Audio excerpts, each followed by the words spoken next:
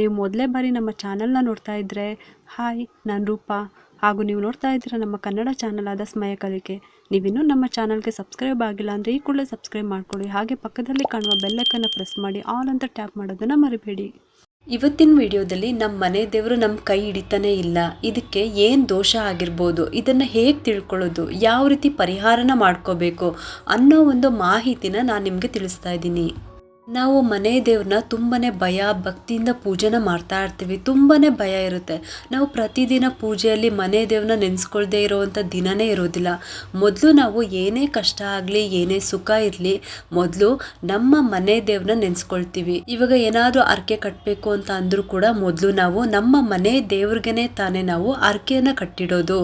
ಯಾರಿಗಾದ್ರೂ ಹುಷಾರಿಲ್ಲ ಅಂದರೂ ಕೂಡ ಮನೆ ದೇವ್ರಿಗೇ ಕಾಣಿಕೆನ ಕಟ್ಟಿರ್ತೀವಿ, ಬೇಡ್ಕೊತೀವಿ, ಹರಕೆನ ಮಾಡ್ಕೊತೀವಿ. ಎಲ್ಲರೂ ಕೂಡ ಮಾಡೋವಂಥದ್ದೇ ಇದು.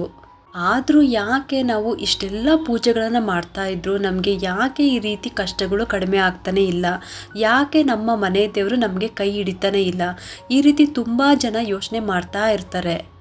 ಇದನ್ನೆಲ್ಲ ಹೇಗೆ ಸರಿ ಮಾಡ್ಕೋಬೇಕು, ನಾವು ನಮ್ಮ ಜೀವನದಲ್ಲಿ ಮುಂದೆ ಬರೋದಕ್ಕೆ ಸಾಧ್ಯನೇ ಆಗ್ತಾ ಇಲ್ವಲ್ಲ. ಮನೆಯಲ್ಲಿ ಎಲ್ಲರೂ ಕೂಡ ಮಾಡ್ತಾ ಇದ್ದೀವಿ, ಆದ್ರೂ ಮನೆಯಲ್ಲಿ ನೆಮ್ಮದಿನೇ ಇಲ್ಲ.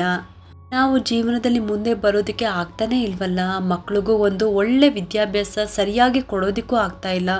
ಯಾವುದಾದ್ರೂ ರೀತಿಯಲ್ಲಿ ಸಮಸ್ಯೆಗಳು ಬರ್ತಾನೆ ಇದೆಯಲ್ಲ. ಈ ಥರದ್ದೆಲ್ಲ ನಾವು ಕೂಡ ಯೋಚನೆ ಮಾಡ್ತಾ ಇರ್ತೀವಿ. ಯಾಕೆ ನಮ್ಮ ಮನೆ ದೇವರು ನಮ್ಮ ಕೈ ಹಿಡಿತಾನೆ ಇಲ್ಲ, ಜೀವನದಲ್ಲಿ ಯಾಕೆ ಮುಂದೆ ಬರೋದಕ್ಕೆ ಸಾಧ್ಯನೇ ಆಗ್ತಾ ಇಲ್ಲ, ಈ ಥರದ್ದೆಲ್ಲ ಎಲ್ಲರೂ ಕೂಡ ಯೋಚನೆ ಮಾಡ್ತಾ ಇರ್ಬೋದು. ಇಂತಹ ಸಮಸ್ಯೆಗಳು ಯಾಕಾಗುತ್ತೆ ಅಂತ ಅಂದರೆ ನಮಗೆ ಅದು ಗೊತ್ತಿರೋದಿಲ್ಲ. ನಮ್ಮ ಜಾತಕದಲ್ಲಿ ಯಾವ್ಯಾವ ರೀತಿ ದೋಷಗಳಿರುತ್ತೆ ನಮಗೆ ಅಂತ ಅಲ್ಲ, ನಮ್ಮ ಮನೆಯಲ್ಲಿ ಗಂಡ ಅಥವಾ ಹೆಂಡತಿ ಅಥವಾ ಮಕ್ಕಳು ಯಾರಿಗಾದ್ರೂ ಕೂಡ ಇಂತಹ ದೋಷಗಳು ಇರ್ಬೋದು. ನಮಗೂ ಕೂಡ ಗೊತ್ತಿರೋದಿಲ್ಲ. ಈ ರೀತಿ ದೋಷಗಳನ್ನು ಪರಿಹಾರ ಮಾಡಿಕೊಳ್ಳಿಲ್ಲ ಅಂತ ಅಂದರೆ ಜೀವನದಲ್ಲಿ ನಾವು ಎಷ್ಟು ಕಷ್ಟಪಟ್ಟರೂ ಕೂಡ ಮುಂದೆ ಬರೋದಕ್ಕೆ ಸಾಧ್ಯ ಆಗೋದಿಲ್ಲ. ಮೊದಲಿಗೆ ಯಾವೆಲ್ಲ ಸಮಸ್ಯೆಗಳು ಇದ್ದರೆ ಇಂತಹ ದೋಷಗಳು ಬರುತ್ತೆ ಅಂತ ಅಂದರೆ, ಈಗ ಮನೆಯಲ್ಲಿ ದೊಡ್ಡವರೆಲ್ಲ ಹೇಳ್ತಾ ಇರ್ತಾರೆ, ಯಾವುದಾದ್ರೂ ಹೊಸ ಕೆಲಸ ಶುರು ಮಾಡ್ತಾ ಇದ್ದೀವಿ ಅಂತ ಅಂದರೆ, ಅಥವಾ ಮನೆ ಅಂದರೆ ಹೊಸ ಮನೆಗೆ ಹೋಗ್ತಾ ಇದ್ದೀವಿ ಅಂತ ಅಂದರೆ ಒಂದು ಸೈಟ್ ತೊಗೊಳ್ಬೇಕು, ಮನೆ ತೊಗೊಳ್ಬೇಕು, ಇಲ್ಲ ಮಕ್ಕಳಿಗೆ ಸ್ಕೂಲ್ಗೆ ಅಡ್ಮಿಷನ್ ಮಾಡಿಸ್ಬೇಕು, ಅಥವಾ ಹೀಗೆ ಮದುವೆಗೆ ಮತ್ತು ಕೆಲಸಕ್ಕೆ ಶುರು ಮಾಡಬೇಕಾದ್ರೂ ಕೂಡ, ಇಲ್ಲ ಹುಡುಗ ಹುಡುಗಿ ನೋಡುವಂಥ ಸಮಯದಲ್ಲೇ ಆಗಿರ್ಬೋದು, ಮೊದಲು ಮನೆ ದೇವ್ರಿಗೆ ಕಾಣಿಕೆನ ಕಟ್ಟಿರ್ತೀವಿ. ಅಥವಾ ತುಂಬ ಜನ ಮನೆ ದೇವ್ರಿಗೆ ಹೋಗ್ಬಿಟ್ಟು ಹೂವಿನ ಪ್ರಸಾದವನ್ನು ಕೇಳ್ತಾರೆ. ಅಲ್ಲಿ ದೇವರು ಬಲಗಡೆಯಿಂದ ಹೂ ಕೊಡೋದು ಅಥವಾ ಎಡಗಡೆಯಿಂದ ಹೂ ಕೊಡೋದು ಅದ್ರ ಮೇಲೆ ನಿರ್ಧಾರ ಮಾಡ್ತಾರೆ, ನಾವು ಈ ಕೆಲಸದಲ್ಲಿ ಮುಂದುವರಿಬೇಕಾ ಅಥವಾ ಮುಂದುವರಿಬಾರ್ದಾ ಅಂತ. ಇಷ್ಟೆಲ್ಲ ನಾವು ಮನೆ ದೇವರಿಗೆ ಪ್ರಾಮುಖ್ಯತೆ ಕೊಟ್ಟು ಇಷ್ಟೆಲ್ಲ ಭಯ ಭಕ್ತಿಯಿಂದ ನಾವು ನಡ್ಕೊಂಡು ಬಂದರೂ ಕೂಡ ಯಾಕೆ ದೇವರು ನಮ್ಮ ಕೈ ಹಿಡಿತಾನೆ ಇಲ್ಲ ಅನ್ನೋ ಒಂದು ಪ್ರಶ್ನೆ ತುಂಬ ಜನಕ್ಕೆ ಇರುತ್ತೆ. ಯಾಕೆ ಈ ಥರ ಆಗುತ್ತೆ ಅಂತ ಅಂದರೆ ನಮಗೆ ಎರಡು ದೋಷಗಳಿರುತ್ತೆ. ಒಂದು ಸರ್ಪದೋಷ, ಎರಡನೇದು ಪಿತೃದೋಷ ಅಂತ. ಇದು ಮನೆಯಲ್ಲಿ ಯಾರಿಗೆ ಬೇಕಾದರೂ ಇರ್ಬೋದು. ಇನ್ನು ಮನೆಯಲ್ಲಿ ಯಾರಿಗೆ ಬೇಕಾದರೂ ಇರ್ಬೋದು ಅಂತ ಹೇಳಿದ್ದೀನಿ, ಆದರೆ ಎಲ್ರಿಗೂ ಕೂಡ ಇರುತ್ತೆ ಅಂತ ಹೇಳಿಲ್ಲ. ಇನ್ನು ಕೆಲವ್ರಿಗೆ ಕಡಿಮೆ ಇರುತ್ತೆ, ಕೆಲವ್ರಿಗೆ ಜಾಸ್ತಿ ಇರುತ್ತೆ. ಕೆಲವರು ಹೇಳೋದನ್ನು ಕೇಳಿರ್ತಾರೆ, ಮೊದಲನೇ ಮಗು ಹುಟ್ಟಿದಾಗ ತುಂಬ ಚೆನ್ನಾಗಿದ್ವಿ, ಎರಡನೇ ಮಗು ಹುಟ್ಟಿದ ಮೇಲೆ ತುಂಬಾ ಕಷ್ಟ ಶುರು ಆಯಿತು ಅಂತ. ಥರ ನಾವೆಲ್ಲ ಕೇಳಿರ್ತೀವಿ. ಎರಡನೇ ಮಗು ಹುಟ್ಟಿದಾಗ ಅನುಕೂಲ ಆಯಿತು, ಇನ್ನು ಮೊದಲನೇ ಮಗು ಹುಟ್ಟಿದಾಗ ಕಷ್ಟ ಆಯಿತು ಅಂತಲೂ ಕೂಡ ಕೇಳಿರ್ತೀವಿ. ಇದು ಕೂಡ ಹಾಗೆಯೇ ಸರ್ಪದೋಷ ಅಥವಾ ಯಾವುದೇ ರೀತಿ ದೋಷಗಳು ಬಂದರೂ ಕೂಡ ಅದು ಮಕ್ಕಳಿಗೆ ಅಂದರೆ ಮನೆಯಲ್ಲಿ ಮೊದಲನೇ ಮಗುಗೆ ಅಥವಾ ಕೊನೆಯ ಮಗುಗೆ ಬರುತ್ತೆ. ಮಧ್ಯದಲ್ಲಿ ಯಾವುದೇ ರೀತಿ ದೋಷಗಳು ಬರೋದೇ ಇಲ್ಲ. ಈ ಥರದ್ದೆಲ್ಲ ಮಾತುಗಳನ್ನು ಆಡೋದನ್ನು ನಾವು ಕೇಳಿರ್ತೀವಿ. ಆಗ ಆ ಥರ ನಿಮಗೆ ಡೌಟ್ ಬಂದಾಗ ನೀವು ಆ ಮಗುವಿನ ಜಾತಕವನ್ನು ಒಳ್ಳೆ ಜ್ಯೋತಿಷ್ಯರ ಹತ್ರ ತೋರಿಸ್ಬೇಕು. ನಿಮಗೆ ತುಂಬ ಪರಿಚಯ ಇದ್ದರೆ ಅಂಥವ್ರ ಹತ್ರ ತೋರಿಸ್ಬೇಕಾಗುತ್ತೆ.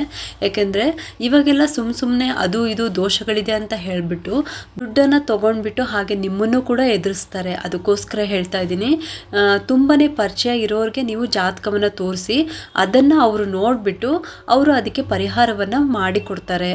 ಪಿತೃದೋಷ, ಸರ್ಪದೋಷ ಯಾರಿಗೆ ಬೇಕಾದರೂ ಬಂದಿರುತ್ತೆ, ಅದು ಹೇಗೆ ಬೇಕಾದರೂ ಬಂದಿರುತ್ತೆ. ಈ ಎರಡೂ ದೋಷಗಳನ್ನು ನಾವು ಪರಿಹಾರ ಮಾಡ್ಕೊಳ್ಳಿಲ್ಲ ಅಂತಂದರೆ ಮನೆಯಲ್ಲಿರುವ ಯಾವುದೇ ದೇವರು ಕೂಡ ನಮ್ಮ ಕೈ ಹಿಡಿಯೋದಿಲ್ಲ. ಜೀವನದಲ್ಲಿ ನಾವು ಎಷ್ಟೇ ಕಷ್ಟ ಪಡ್ತಿದ್ರೂ ಕೂಡ ಮುಂದೆ ಬರೋದಕ್ಕೆ ಸಾಧ್ಯನೇ ಇಲ್ಲ.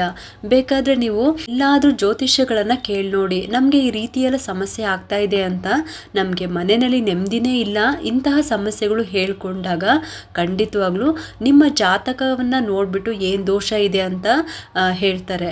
ಇದಕ್ಕೋಸ್ಕರ ಮೊದಲು ಯಾವೆಲ್ಲ ದೋಷಗಳಿರುತ್ತೆ, ಸರ್ಪದೋಷ ಹೇಗೆ ಬರುತ್ತೆ, ಅದರಿಂದ ಯಾವ್ಯಾವ ದೋಷಗಳು ಬರುತ್ತೆ, ನರಕ್ಕೆ ಸಂಬಂಧಪಟ್ಟಂತೆ ಯಾವುದೇ ಭಾಗಗಳಾದರೂ ಅಷ್ಟೇ, ನರಕ್ಕೆ ಸಂಬಂಧಿಸಿದ ಕಣ್ಣು ಮತ್ತು ಸೊಂಟ, ಗರ್ಭಕೋಶಕ್ಕೆ ಸಂಬಂಧಪಟ್ಟಂತೆ ಇನ್ನು ತುಂಬ ಜನ ನೋಡೋಕ್ಕೆ ಚೆನ್ನಾಗಿರ್ತಾರೆ, ತುಂಬಾ ಪಿಂಪಲ್ಸ್ ಇರೋದು, ಡಾಕ್ಟರ್ ಹತ್ತಿರ ಟ್ರೀಟ್ಮೆಂಟ್ ಕೂಡ ತೊಗೊತಾ ಇರ್ತಾರೆ, ಅಷ್ಟು ಜಾಸ್ತಿ ಇರುತ್ತೆ. ಒಂದು ರೀತಿಯಲ್ಲಿ ಹೇಳಬೇಕು ಅಂದರೆ ಮುಖದ ಕಳೆನೇ ಹೋಗ್ಬಿಟ್ಟಿರುತ್ತೆ. ಈ ಥರದ್ದೆಲ್ಲ ಸಮಸ್ಯೆಗಳು ಬರ್ತಾ ಇರುತ್ತೆ.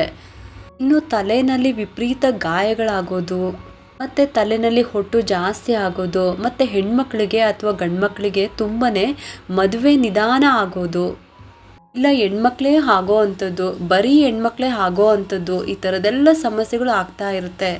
ಮತ್ತು ಇದನ್ನು ಹೇಗೆ ಪರಿಹಾರ ಮಾಡ್ಕೊಳ್ಳೋದು ಅಂತ ಅಂದರೆ ತುಂಬಾ ಸುಲಭ ಅಂತಲೇ ಹೇಳ್ಬೋದು. ತುಂಬ ಕಷ್ಟ ಅಂತ ಏನೂ ಇಲ್ಲ. ಇಂತಹ ಸಮಸ್ಯೆಗಳು ಇದ್ದರೂ ಅಂದರೆ ಇದನ್ನು ನಿಧಾನ ಮಾಡೋದಕ್ಕೆ ಹೋಗಬಾರ್ದು. ಆಗಾಗ್ಲೇ ಜ್ಯೋತಿಷ್ಯರ ಹತ್ರ ಹೋಗ್ಬಿಟ್ಟು ನಮ್ಗೆ ಈ ಥರ ಸಮಸ್ಯೆ ಇದೆ ಅಂತ ಹೇಳಿಕೊಂಡು, ಯಾಕೆ ಏನಾದ್ರು ದೋಷ ಇದೆಯಾ ಅಂತ ಹೇಳಿ ಕೇಳಿಕೊಂಡು ಪರಿಹಾರನ ಮಾಡ್ಕೋಬೇಕು. ಆಗ್ಲೇ ನೀವು ಖಂಡಿತ ಚೆನ್ನಾಗಿರ್ತೀರ, ತುಂಬಾ ಒಳ್ಳೆಯ ಜೀವನವನ್ನು ನಡೆಸ್ಬೋದು. ಹಾಗಾಗಿ ನಾನು ಹೇಳ್ತಾ ಇದ್ದೀನಿ, ಯಾರು ಕೂಡ ಎದುರುಕೊಳ್ಳೋದೇ ಬೇಕಾಗಿಲ್ಲ ಈ ಥರ ದೋಷಕ್ಕೆ. ಯಾವುದೇ ಸಮಸ್ಯೆ ಆದರೂ ಅಷ್ಟೇ, ದೋಷಗಳಾದರೂ ಅಷ್ಟೇ, ಅದು ಪಿತ್ರಾರ್ಜಿತ ಆಸ್ತಿ ಇದ್ರೂ ಕೂಡ, ಅಂದರೆ ತಾತನ ಆಸ್ತಿಗೆ ಮೊಮ್ಮಕ್ಕಳು ಹೇಗೆ ಅಧಿಕಾರದಿಂದ ಹೋಗ್ತಾರೋ, ನಮ್ಮ ತಾತನ ಆಸ್ತಿ ನಾವು ಕೇಳ್ತಾ ಇದ್ದೀವಿ, ನಿಮ್ಮ ಸ್ವಯಾರ್ಜಿತ ಆಸ್ತಿ ನಾವು ಕೇಳ್ತಾ ಇಲ್ಲ ಅಂತ ಹೇಗೆ ಟ್ರೈ ಮಾಡಿ ತಗೊತಾರೋ, ಇದನ್ನು ಕೂಡ ಹಾಗೆಯೇ ನಮ್ಮ ತಾತ ಮುತ್ತಾತಂದಿಯರು ಏನಾದರೂ ತಿಳಿಯದೆ ತಪ್ಪುಗಳನ್ನು ಮಾಡಿದರೆ ಅದರ ಫಲಗಳನ್ನು ಮೊಮ್ಮಕ್ಕಳು ಅನುಭವಿಸ್ಬೇಕಾಗುತ್ತೆ. ಇದು ಕೂಡ ಹಾಗೆಯೇ ಅವರೇನಾದರೂ ತಿಳಿಯದೇನೆ ಹಾವುಗಳನ್ನು ಹೊಡೆದು ಸಾಯಿಸಿದರೆ, ಅಥವಾ ಅವರ ಮನೆ ದೇವರೇ ನಾಗದೇವತೆ ಆಗಿರ್ಬೋದು, ಅದಕ್ಕೆ ಸರಿಯಾಗಿ ಪೂಜೆಗಳನ್ನು ಮಾಡದೇ ಇದ್ದರೆ ಇಂತಹ ದೋಷಗಳು ಬರುತ್ತೆ. ಅದನ್ನು ನೋಡಿ ಪರಿಹಾರನ ಮಾಡಿಕೊಂಡ್ರೆ ಸಾಕು, ಎಲ್ಲ ಪರಿಹಾರ ಆಗುತ್ತೆ.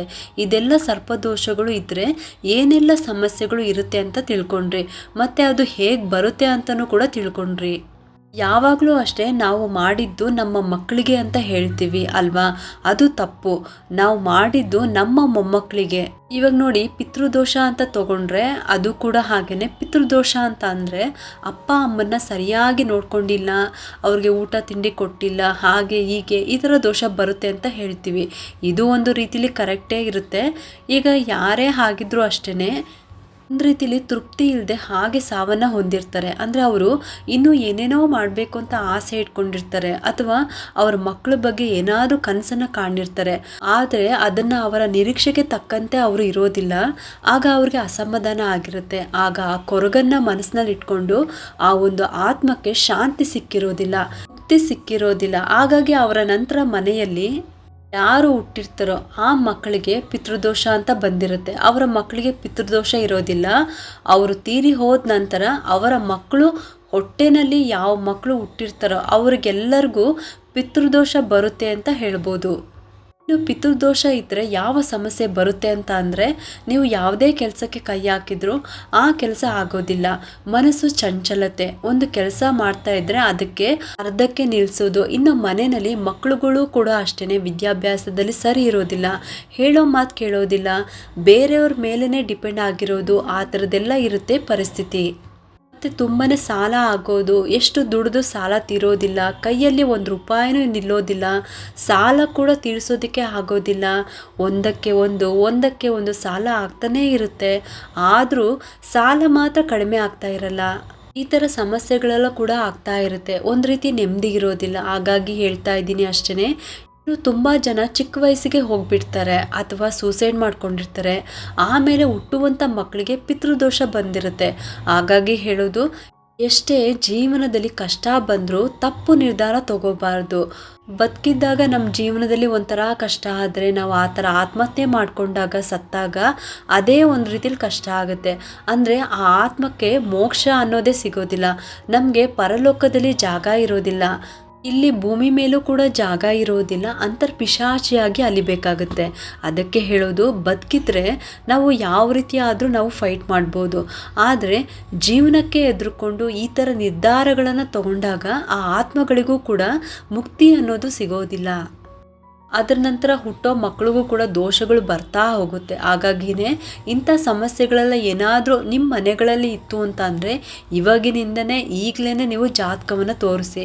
ಮನೆಯವರ ಎಲ್ಲರೂ ಕೂಡ ಜಾತಕವನ್ನು ತೋರಿಸ್ಬಿಟ್ಟು ನಿಮಗೆ ಒಳ್ಳೆ ಜ್ಯೋತಿಷಿಗಳು ಸಿಕ್ಕಿದ್ರೆ, ತುಂಬ ಪರಿಚಯದವರು ಇದ್ದಾರೆ ಅಂತ ಅಂದರೆ ಅವ್ರ ಹತ್ತಿರ ತೋರಿಸ್ಬಿಟ್ಟು ಮನೆಯಲ್ಲಿ ಯಾರಿಗೆ ಇದೆ ಅಂತ ನೀವು ತಿಳ್ಕೊಳ್ಳಿ. ಸರ್ಪದೋಷ ಆದರೂ ಅಷ್ಟೇ, ಎಲ್ರಿಗೂ ಕೂಡ ಇರುತ್ತೆ ಅಂತ ಅಲ್ಲ, ಅದರಲ್ಲೂ ಕೂಡ ತುಂಬ ಕಡಿಮೆ ಪ್ರಮಾಣದಲ್ಲೂ ಇರುತ್ತೆ ಕೆಲವ್ರಿಗೆ ಜಾಸ್ತಿ ಕೂಡ ಇರುತ್ತೆ. ಸಮಸ್ಯೆಗಳು ಹೇಗಿರುತ್ತೋ ಹಾಗೆ ನಿಮ್ಮದು ದೋಷ ಇರುತ್ತೆ ಅಂತಲೇ ಹೇಳ್ಬೋದು. ಇದಕ್ಕೋಸ್ಕರನೇ ಚಿಕ್ಕ ಪರಿಹಾರಗಳನ್ನು ಅದನ್ನು ಹೇಗೆ ಪರಿಹಾರ ಮಾಡ್ಕೋಬೇಕು, ನಾವಿದಕ್ಕೆ ಸಂಬಂಧಪಟ್ಟಂಥ ಪೂಜೆಗಳನ್ನು ಮಾಡ್ಕೋಬೇಕು, ಹೇಗೆ ಅದನ್ನೆಲ್ಲ ತಿಳ್ಕೊಂಡು ಮಾಡ್ಕೋಬೇಕು, ಮತ್ತು ಪರಿಹಾರ ಪೂಜೆನ ಮಾಡಿಸ್ಕೊಂಡ್ಮೇಲೆ ಯಾವ ನಿಯಮವನ್ನು ಪಾಲಿಸ್ಬೇಕು ಅಂತ ನಿಮಗೆ ಈ ದೋಷಗಳಿಗೆ ಪರಿಹಾರ ತಿಳ್ಕೋಬೇಕು ಅಂತ ಅಂದರೆ ನನಗೆ ಕಮೆಂಟ್ ಮೂಲಕ ತಿಳಿಸಿ. ನಾನು ನಿಮಗೆ ಮುಂದಿನ ವಿಡಿಯೋದಲ್ಲಿ ಇದಕ್ಕೆ ಪರಿಹಾರವನ್ನು ತಿಳಿಸ್ಕೊಡ್ತೀನಿ. ನಿಮಗೆಲ್ಲರಿಗೂ ಈ ವಿಡಿಯೋ ತುಂಬಾ ಉಪಯೋಗಕ್ಕೆ ಬರುತ್ತೆ ಅಂತ ನಾನು ಭಾವಿಸ್ತಾ ಇದ್ದೀನಿ. ಹಾಗಾದರೆ ಈ ವಿಡಿಯೋ ಏನಾದರೂ ಇಷ್ಟ ಆಗಿದ್ರೆ ಒಂದು ಲೈಕ್ ಮಾಡಿ, ಶೇರ್ ಮಾಡಿ ಮತ್ತು ಸಬ್ಸ್ಕ್ರೈಬ್ ಮಾಡಲು ಮರಿಬೇಡಿ. ಏಕೆಂದರೆ ನೀವು ಮಾಡುವ ಒಂದು ಸಬ್ಸ್ಕ್ರೈಬಿಂದ ನಮ್ಮಂತಹ ಸಣ್ಣ ಸಣ್ಣ ಚಾನಲ್ಸ್ಗೆ ಒಂದು ಸಪೋರ್ಟ್ ಮಾಡ್ದಂಗೆ ಆಗುತ್ತೆ. ಮತ್ತೆ ಸಿಗ್ತೀನಿ ಮುಂದಿನ ಹೊಸ ವಿಡಿಯೋದೊಂದಿಗೆ ಅಂತ ಹೇಳುತ್ತಾ ಈ ವಿಡಿಯೋನ ಮುಗಿಸ್ತಾ ಇದ್ದೀನಿ. ಸರ್ವೇ ಜನ ಸುಖಿನೋ ಭವಂತು.